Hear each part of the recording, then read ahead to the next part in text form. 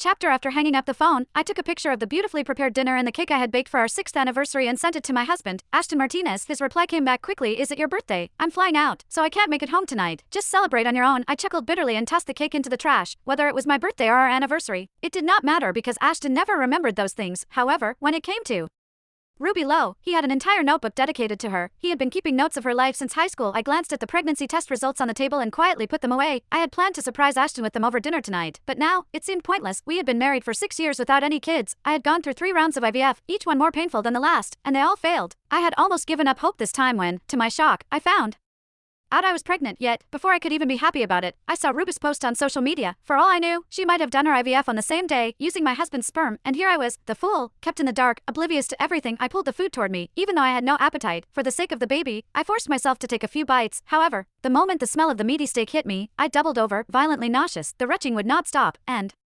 with each heave, the pain in my lower abdomen grew sharper. Suddenly, I felt a warm, wet sensation between my legs. Glancing down, I saw small spots of blood seeping through my pants. Panic gripped me. Could that be a sign of a miscarriage? No matter how disappointed I was in Ashton, the baby was something I had fought so hard for. I could not lose it now. I grabbed my phone and tried to head downstairs to drive myself to the hospital. But as soon as I opened the door, the pain in my abdomen became unbearable, my legs gave out, and I slid down the wall. I had been feeling unwell all morning and had spent most of the day at the hospital for tests. After that, I rushed back, convinced Ashton would come home to celebrate our anniversary, and spent all my energy preparing dinner and the cake, thinking maybe I could be having low blood sugar. I desperately reached for my phone to call 911, but my vision started to blur. I even felt too weak to press the buttons.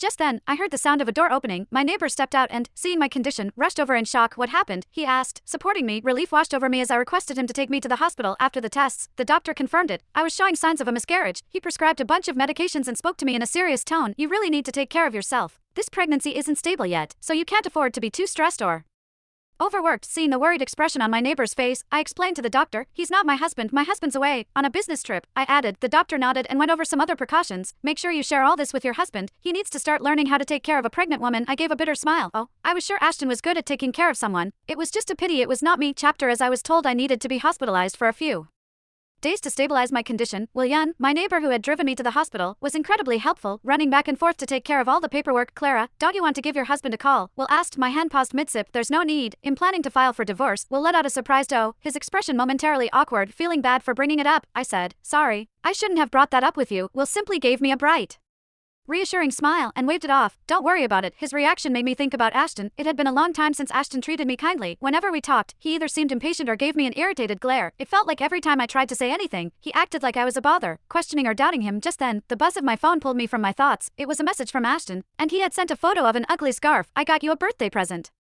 Are you happy now?